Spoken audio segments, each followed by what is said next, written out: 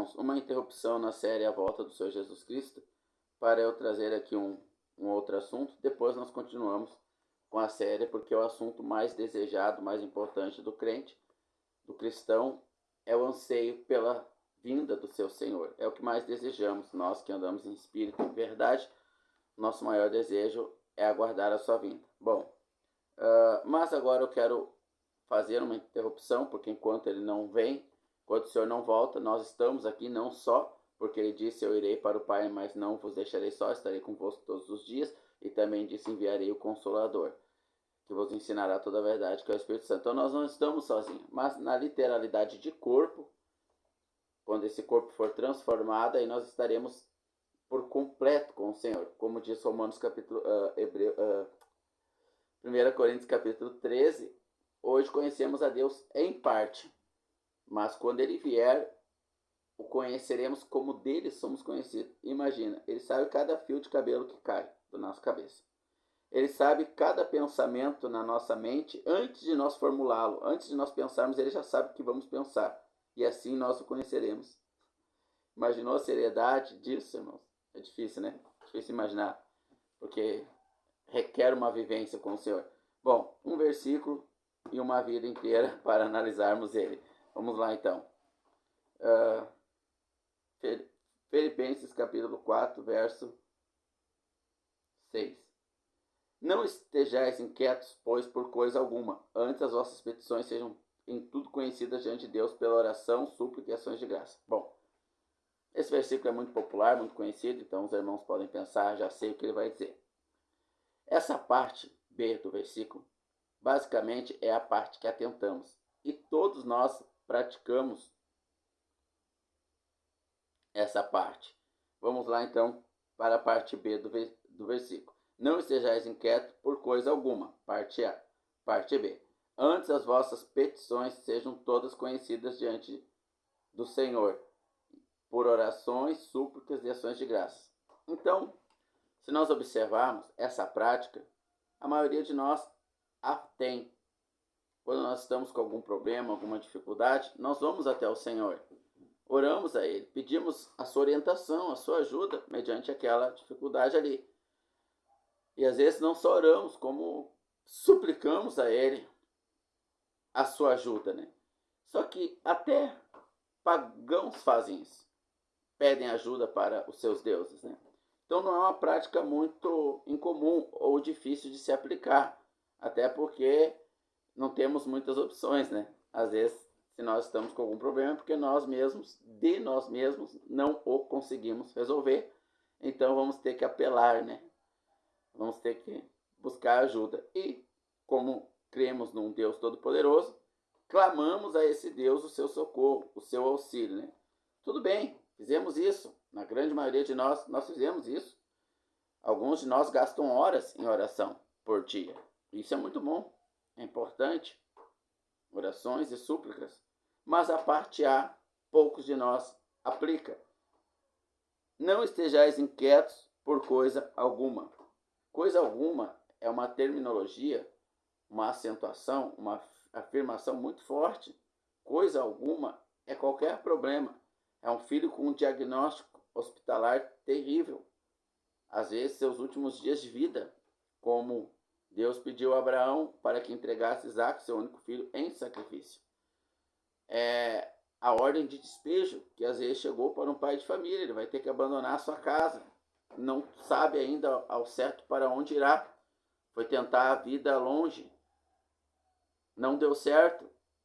Não tem nem passagem para voltar para sua terra natal, seus familiares. Daqui a alguns dias ele vai ter que desocupar, senão o oficial da justiça vai vir com a cavalaria, com a brigada, e vai retirá-lo de sua casa, ele e seus filhos. Isso está dentro do coisa alguma. É uma traição da esposa, do marido, é o abandonar da família. A família abandonou o cônjuge, abandonou o marido, abandonou a esposa. Os filhos abandonaram o pai, e isso inclui-se aqui dentro de coisa alguma. Não estejais inquietos por coisa alguma. É o diagnóstico médico, câncer terminal. É a incapacidade de trabalhar, uma doença que impede de trabalhar, coisa alguma. nós podemos ficar aqui muitas horas listando tudo que possa estar dentro dessa oratória aqui do Espírito Santo, coisa alguma. Mas tudo isso que sobrevém às nossas vidas, sobre os nossos sentimentos, sobre o nosso homem natural, porque o homem espiritual está nas regiões celestiais, acima disso, lá são as nossas bênçãos. Todas as nossas bênçãos estão nas regiões celestiais, as dos judeus estão nas regiões terrenais, e logo eles receberão essas bênçãos, mas isso é outro assunto, quando a gente voltar para a playlist lá sobre a volta do Senhor Jesus. Não estejais inquietos por coisa alguma. Inquietação. O que é inquietação?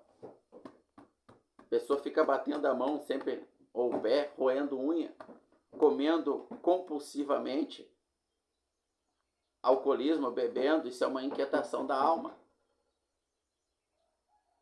A pessoa não consegue estar no seu horário de lazer ali, atentando para aqueles com que ela está, prestando atenção, sua mente está longe, preocupada com aquela sentença de despejo, corte da luz, qualquer coisa. Falta o gás, não tem como comprar o bujão de gás, está inquieta, ela não consegue estar onde ela está. Seu corpo está ali com seus familiares, mas ela está lá, inquietação. Quem não é assim? Quem não está inquieto hoje? Quem obedece às Escrituras? Porque aqui há um mandamento anterior à inquietação. Não. O mandamento é não. Nós temos o mandamento: não adulterarás, não mentirás, não dará falso testemunho, não cobiçarás a mulher do teu próximo. Todos nós cremos que são mandamentos, que o não aqui é uma aplicação, é uma ordenança. E assim o fizemos, a maioria de nós, ou tentamos fazer. Mas aqui temos também o mandamento: não estejais inquietos. E quanto de nossos irmãos estão inquietos hoje?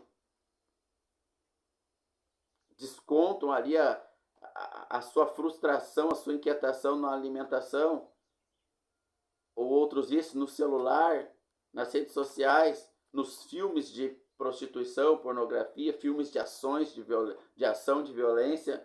Inquietação, não há quietude na alma.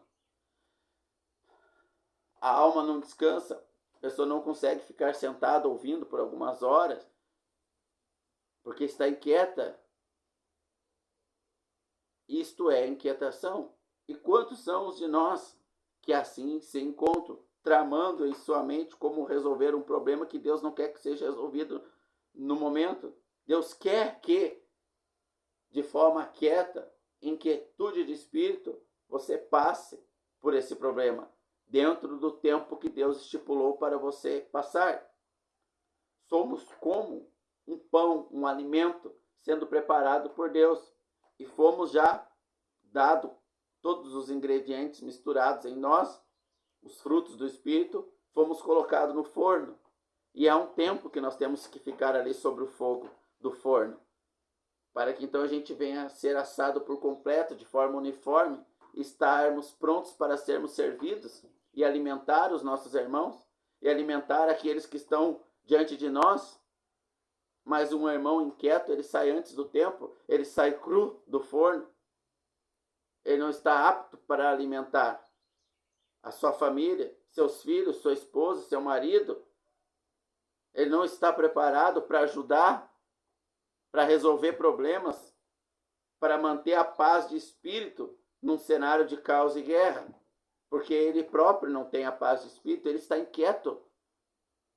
Então a parte B do versículo, basicamente todos nós cumprimos, oração e súplica. Mas a parte A, poucos cumprem. Buscam na força das suas mãos, na habilidade do seu raciocínio, resolver problemas que o Senhor não quer que sejam resolvidos no determinado tempo. Há um processo que Deus nos quer ali para nos assar, nos preparar, nos deixar mastigáveis, nos deixar nutridos e nutritivos para os nossos irmãos. Mas a inquietude, não andais inquietos com coisa alguma. Quem está nessa condição? Quem, ao terminar o serviço, às 6 da tarde, 7 horas da tarde, pela inquietude das aflições, dos fardos do dia, não vai tentar aliviar essa inquietação em 3, 4 horas de série na Netflix, de feed nas redes sociais? Inquietude.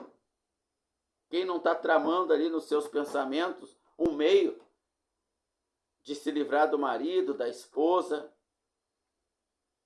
Quem ali, qual é o dos homens com a inquietude ali com a sua esposa, não está na pornografia e outros hábitos?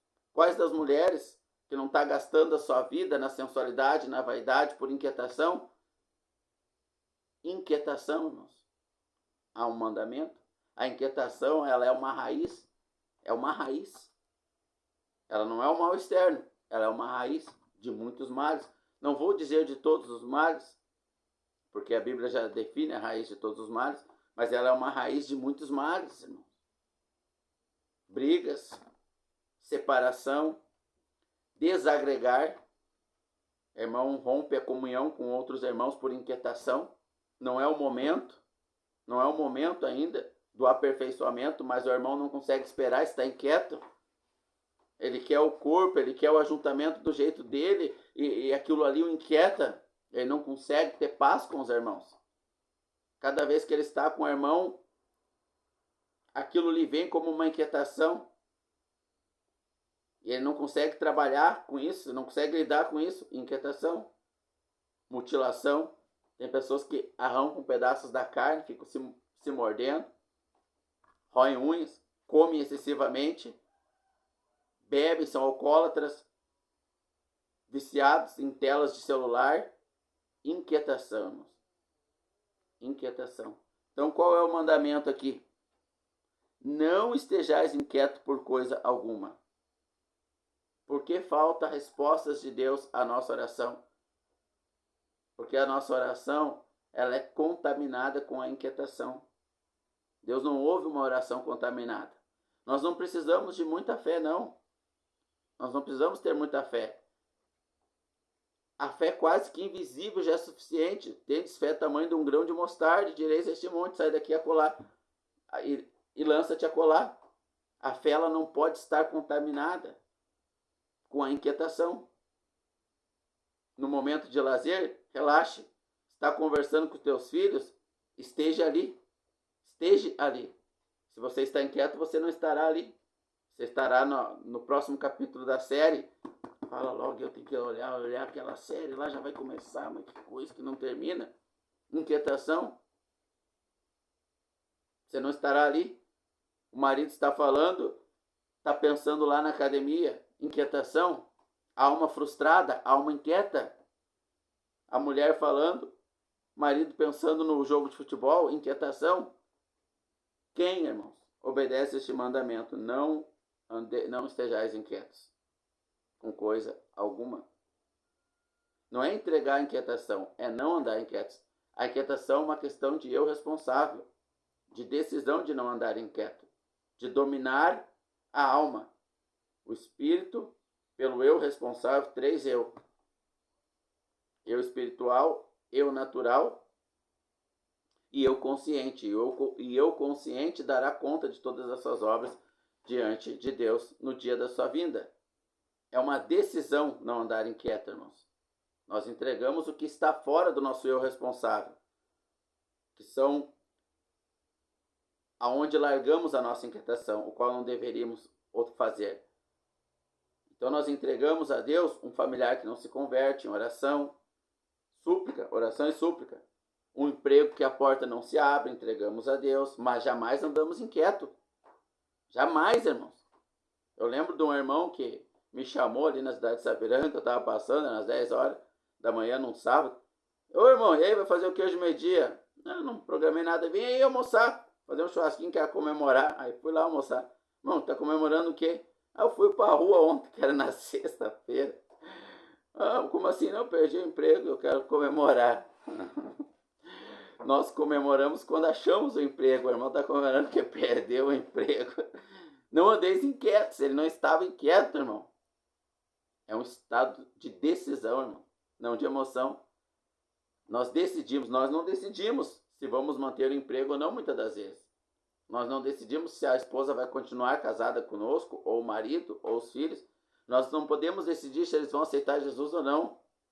Nós não podemos decidir se nós vamos ter a terceira guerra mundial ou não. Mas nós podemos decidir se nós vamos ficar inquietos.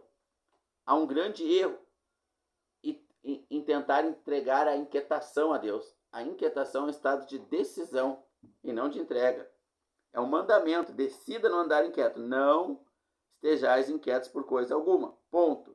Antes, as vossas petições sejam todas conhecidas diante de Deus. O que nós não podemos fazer, no eu responsável, nós pedimos para Deus. Nós entregamos essas petições e não andamos inquietos com isso. Decidimos não andar inquieto com isso. Porque se andarmos inquieto com isso, contaminemos a nossa fé. Se contaminamos a nossa fé, o Senhor não agirá a nosso favor. Não andeis inquietos, irmão. Com coisa alguma. Com coisa alguma. Deus abençoe a todos nós, em nome do Senhor Jesus Cristo.